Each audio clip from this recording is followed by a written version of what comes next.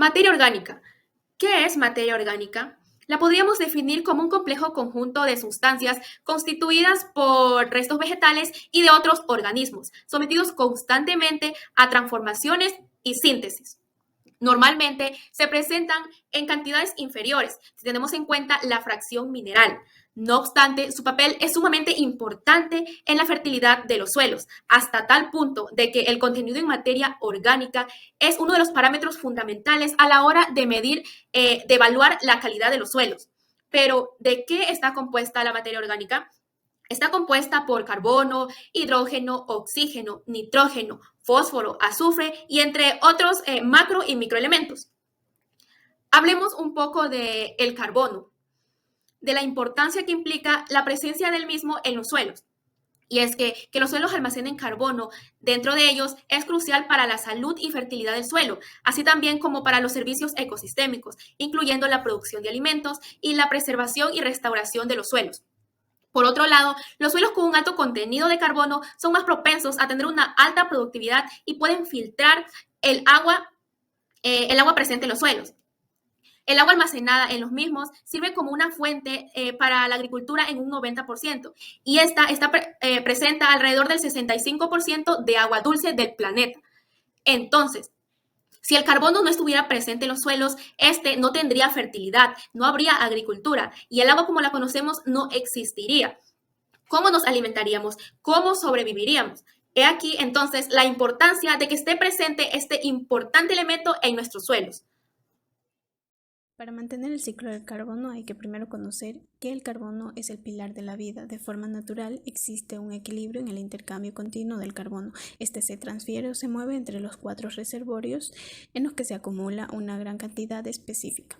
En la atmósfera, donde se encuentra en forma de dióxido de carbono, al juntarse con el oxígeno, este se presenta en forma de gas.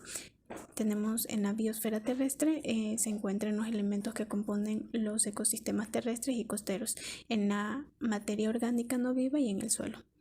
En los océanos forma parte de la hidrosfera, se encuentra en el carbono orgánico disuelto, en los organismos marinos y en las materias no vivas. En los sedimentos forma parte de la geósfera, se encuentra en los fósiles y en los combustibles fósiles. En el video vemos que el intercambio de carbono de cada reservorio. Si se produce un exceso de uno de ellos, los otros pueden absorber y tener un equilibrio. Se está viendo en los últimos años que la acción de los seres humanos y los procesos de deforestación y la quema de combustibles fósiles perjudican. La deforestación, como apreciamos, tiene un efecto de expulsar más carbono a la atmósfera, en el cual se estima que un 55% es absorbido por las plantas y el océano, pero un 20% se queda atrapado o almacenado en la atmósfera muchos años, haciendo una alteración que por parte del hombre está contribuyendo al cambio climático.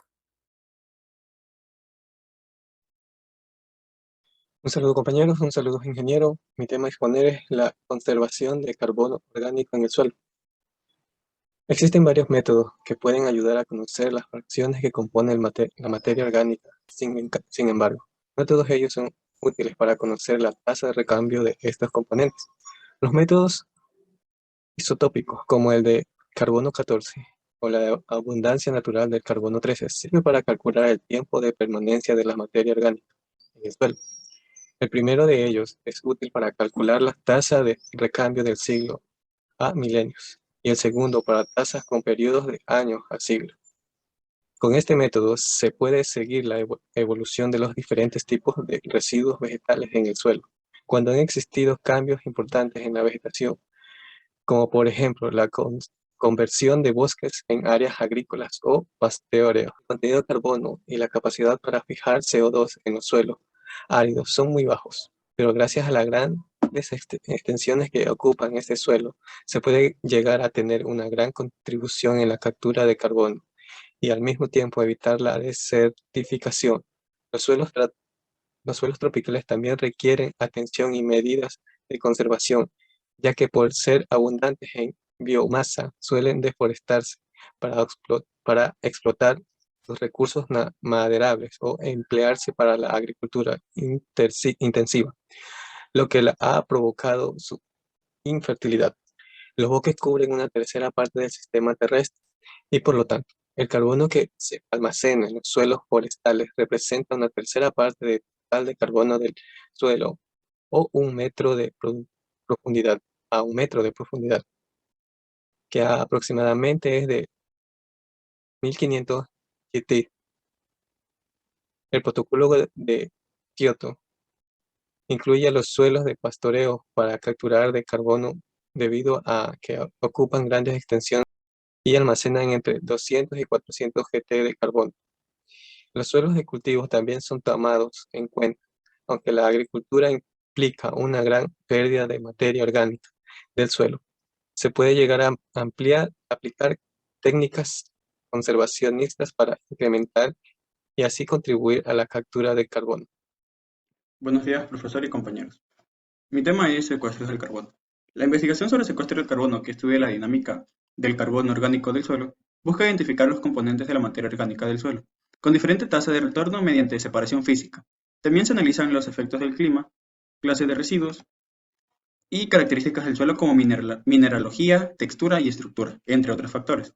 Según Marcelo Beltrán, con prácticas que incrementan los niveles de materia orgánica del suelo, se puede, por un lado, secuestrar carbono atmosférico y por el otro, mejorar la fertilidad química, física y microbiológica de los suelos, generando una situación de ganar y ganar. Para ello, existen diferentes prácticas agrícolas que permiten la restauración y la disminución de la pérdida de carbono orgánico del suelo. Con esto lograremos reducir la erosión del suelo, también secuestrar el CO2 atmosférico y así mejoraremos la calidad del suelo. Estas prácticas muestran tasas de secuestro muy variables. Dependen también de las condiciones edafoclimáticas, uso y manejo del suelo, entre otros factores. También vemos que es relevante la identificación de las regiones de entre los suelos, climas y sistemas que tienen un mayor potencial para el aumento de las existencias de carbono orgánico del suelo, con el fin de establecer prioridades para la investigación e implementación de políticas públicas y privadas. Gracias. Buenos días, ingeniero. Buenos días, compañero. Mi nombre es Cristian Romero y pertenezco al grupo E de edafología. El siguiente tema que me tocó es el carbono orgánico del suelo y su relación con el cambio climático. Para poder entender la relación que existe, hablaremos de manera individual. El concepto de cambio climático se refiere a los cambios a largo plazo de las temperaturas y los patrones climáticos. Estos cambios pueden ser naturales, por ejemplo, a través de variaciones del ciclo solar. Sabemos muy bien que desde el principio de la vida humana el planeta ha sido afectado por la mano humana y estos daños siguen aumentando. Investigaciones revelan que por año se llega a emitir 25.000 millones de toneladas de CO2 o dióxido de carbono. Estas cantidades siguen aumentando. El aumento de gases y de rayos solares hacen que el planeta no pueda tolerarlo o no pueda manejarlo, sufriendo estragos como el derretimiento de los polos, altas temperaturas y el aumento de gases de efecto invernadero. El carbono orgánico del suelo. El carbono orgánico del suelo, también COS, se utiliza con frecuencia como indicador de salud del suelo. Juega un papel importante en el ciclo de carbono terrestre y tiene enormes implicaciones para la adaptación del cambio climático. Ahora hablaremos sobre la relación con el cambio climático. Se dice que la materia orgánica del suelo es la fracción de la biosfera incorporada en la pedosfera. La pedosfera es el conjunto de los suelos de la Tierra. Generalmente los suelos poseen cerca de un 5% de materia orgánica en forma coloidal y en partículas. Cuando se hace alusión a la presencia de carbono en el suelo, es para referirse al contenido de materia orgánica que es el propio carbono orgánico. Decimos que el carbono orgánico del suelo y la materia orgánica del suelo no son materiales homogéneos, por eso se categorizan en dos fracciones. La primera fracción, que es la fracción lábil, que se caracteriza por la descomposición y la mineralización, y la segunda, que es la fracción de recalcitrante o estable. En la primera encontramos materiales de escasez de permanencia del suelo, como residuos de plantas y microorganismos de diferentes estadios de descomposición. En la segunda hay mayor participación en las sustancias húmicas de lenta descomposición. Los cambios de uso del suelo, como los que suceden cuando se deforestan los terrenos para hacer agricultura, no solo derivan en pérdida de carbono del suelo, sino que generan emisiones de gases de efecto invernadero que contribuyen al cambio climático. Si la concentración de dióxido de carbono de la atmósfera sigue incrementándose, esta situación puede proporcionar que los microorganismos edáficos descompongan con mayor rapidez la materia orgánica del suelo. pudiendo congruentemente liberar más dióxido de carbono. Con el cambio climático y el carbono surgen dos situaciones. La primera es que si el carbono se integra con los gases de efecto invernadero, este se forma parte del problema. Y la segunda surge como una solución, ya que si se integra de manera orgánica. Por lo tanto, subir el carbono al suelo es una reserva clave para contrarrestar las emisiones de gases de efecto invernadero. Y eso es lo que se puede decir sobre la relación con el cambio climático. Gracias.